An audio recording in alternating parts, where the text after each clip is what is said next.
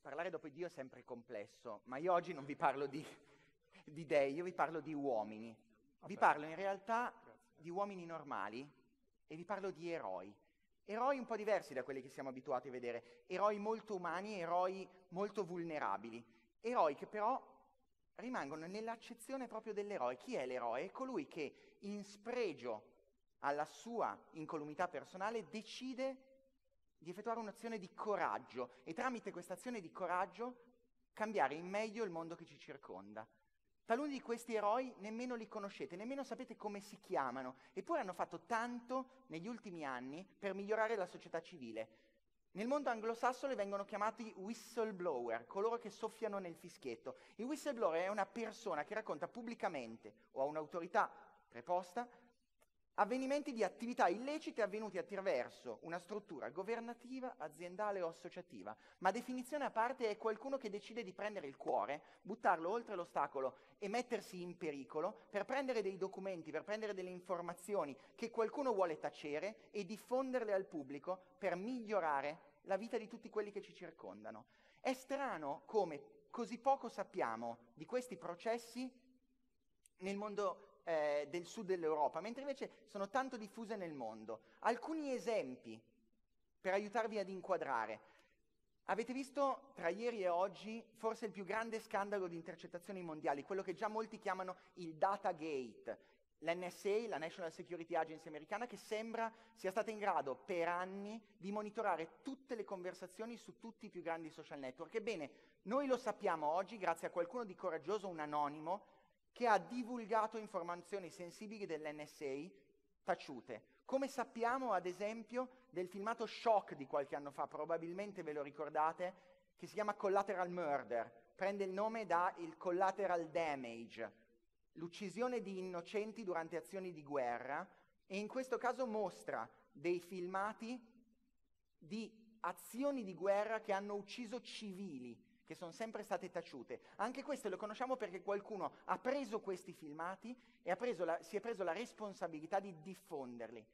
E non so se lo sapete, ma anche uno degli scandali mondiali che ha trasformato per sempre il panorama dell'economia internazionale, lo scandalo Enron negli Stati Uniti, ha avuto origine proprio da un whistleblower. Una donna coraggiosa che ha deciso di prendere la sua posizione all'interno dell'azienda per fare trasparenza, per fare open disclosure su quello che succedeva. I whistleblower hanno delle facce, anche se spesso devono rimanere anonimi. La prima faccia che vedete, la signora, è Sharon Watkins, il vicepresidente del corporate development di Enron, che ha diffuso questi dati. Il secondo forse non lo avete mai visto, eppure gli dovete tantissimo. Si chiama Jeffrey Wingard ed è la persona che ha testimoniato a 60 Minutes negli Stati Uniti riguardo alle pratiche delle multinazionali del tabacco sull'addizionamento di nicotina per rendere le sigarette ancora più prone alla dipendenza e su come venivano taciuti sistematicamente tutti i report che andavano a dimostrare i potenziali cancerogeni del tabacco. Grazie a lui, grazie anche a persone come lui, è partito lo scandalo che ha visto per anni la società civile contro le major del tabacco, che oggi ha portato a quello che vedete, cioè a una grande conoscenza su quello che è il pericolo insito. L'ultimo è una figura controversa. Private Bradley Manning è il soldato che ha diffuso i famosi cable, i documenti riservati americani che Wikileaks ha poi pubblicato. In questo momento è sotto processo e le prospettive non sono rosee, eppure c'è chi dice che solo grazie ai cables, solo grazie a quei documenti che lui ha avuto il coraggio di divulgare, noi abbiamo avuto episodi come tutta la primavera araba. Sono eroi, vi dicevo prima, sono eroi che gettano il cuore oltre l'ostacolo, ma non sono supereroi, non hanno una cappa che li salva dalle pallottole, non hanno un'armatura che li rende invincibili, non sono immortali, anzi, se avete visto quanta cura è stata fatta dai ragazzi prima nelle start-up per rendere anonimi i dati sessuali o i dati contributivi, e la cosa peggiore che può succedere in quel caso è semplicemente il fatto di divulgare informazioni, quindi mettere in imbarazzo qualcuno, beh, qui la posta in gioco è più alta. Divulgare l'identità di un whistleblower o fare in modo che la sua identità non venga tutelata significa una sola cosa: boom. Significa compromettere la vita del whistleblower. L'anonimato, la prima cosa da tenere in mente è l'anonimato. Quando noi andiamo a creare dei processi di whistleblowing, e calcolate che esistono già leggi in tutto il mondo che proteggono i whistleblower. Negli Stati Uniti l'IRS, l'agenzia statale per l'equivalente spannometrico, mettiamola così, della Guardia di Finanza in Italia, ha un programma per i whistleblower in cui riconosce il 30% del ricavato dalle azioni di riscossione al whistleblower. Dicevo, in tutto il mondo esistono leggi, anche in Italia il decreto DDL anticorruzione parla di fenomeni di trasparenza. Ora, il punto debole della catena è proprio il whistleblower, e proteggere il suo anonimato è necessario. Ora, dopo Wikileaks, dopo tutti gli scandali, dopo che si è capito che anche nel giornalismo investigativo questo è importante, nascono decine di siti per ricevere queste informazioni, ma riceverle in modo non anonimo significa commettere quasi un atto di terrorismo, in cui io metto in pericolo il whistleblower che mi sta mandando queste informazioni. È necessario che la piattaforma sia sicura, che il sistema si appoggi su codice aperto dove tutti possono indagare e che sia stato approfonditamente testato. È necessario che l'utilizzo di questa piattaforma sia semplice, perché non sempre il whistleblower è un genio del computer.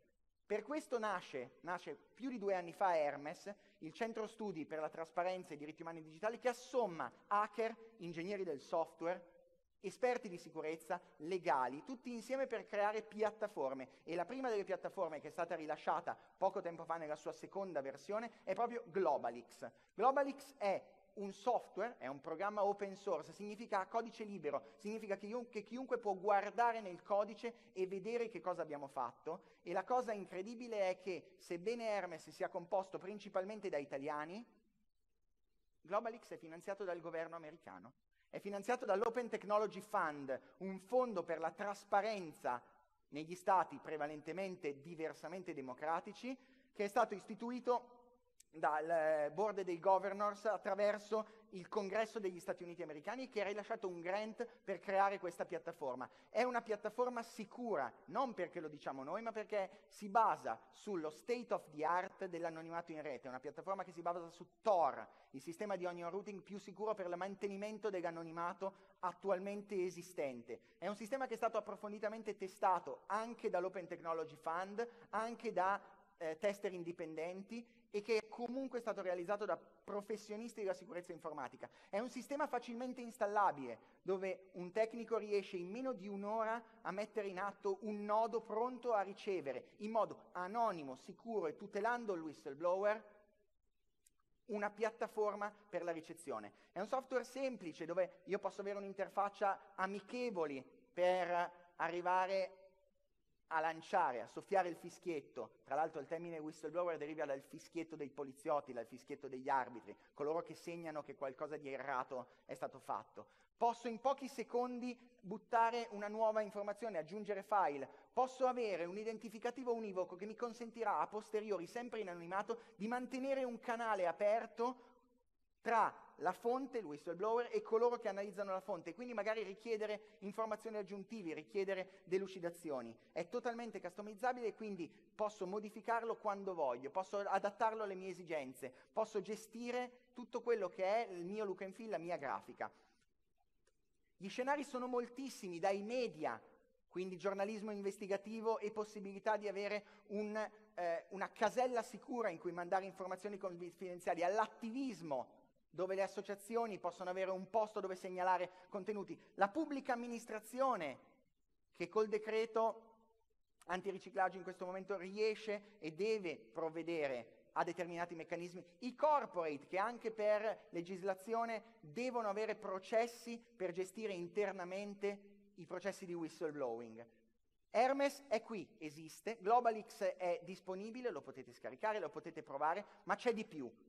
Hermes è un'associazione no profit che si batte per la creazione e l'implementazione di tecnologie per la sicurezza, la trasparenza e l'anonimato.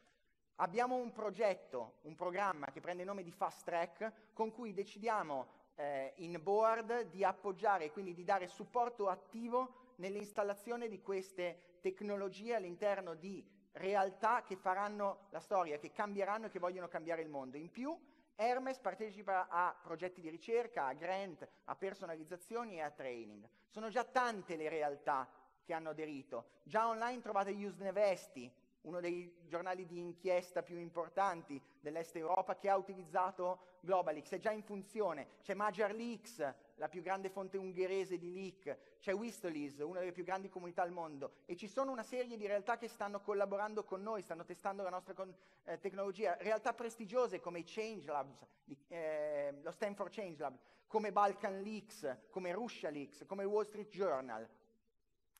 Di che cosa abbiamo bisogno? Abbiamo bisogno di persone che con noi ci credano, che credano in un mondo trasparente e che da oggi, da adesso, possono già arrivare da noi, prendere i contenuti, elaborarli, installarlo, avere il nostro supporto e, perché no, abbiamo bisogno di qualcuno che ci creda e voglia aiutarci a contribuire in un progetto di trasparenza che crea non solo uno, non solo 100, ma potenzialmente milioni di nodi per la trasparenza in tutto il mondo, appoggiati dietro una realtà che, permetteteci, è ancora un fiore all'occhiello dell'Italia. Grazie Matteo.